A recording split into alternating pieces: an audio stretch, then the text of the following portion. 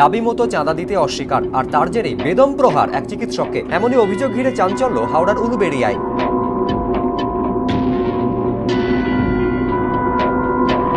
CCTV ক্যামেরাবন্দি হামলার ছবি।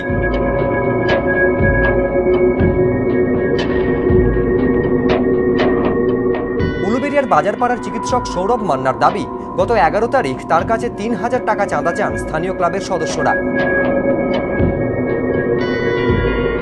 তিনি 750 টাকা পাঠালে তা ফেরত পাঠান ক্লাব কর্তারা।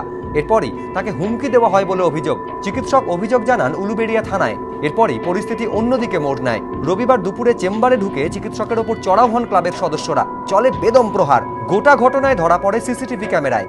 ঘটনার পর ফের থানায় অভিযোগ জানান চিকিৎসকের স্ত্রী।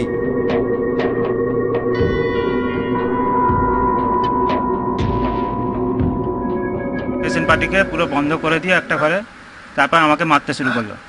মারা মানে আমাকে পুরো মাথা থেকে পা পর্যন্ত সব জায়গায় মেরেছে এবং আমাকে পুরো শুইয়ে দিয়ে, মাটিতে শুইয়ে দিয়ে পুরো, তারপরে যে যা পারে যেভাবে পারে মেরেছে। আমার হাজব্যান্ডকে এরকম মারধর করলো, তারপরেও আমরা থানায় গেছি এবং গিয়ে আমাদের রিটেন কমপ্লেন জানিয়েছি।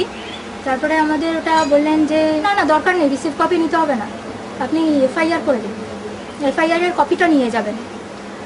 তারপরে আলটিমেটলি উনি রিসিভ করতে ওটা বাধ্য হলেন।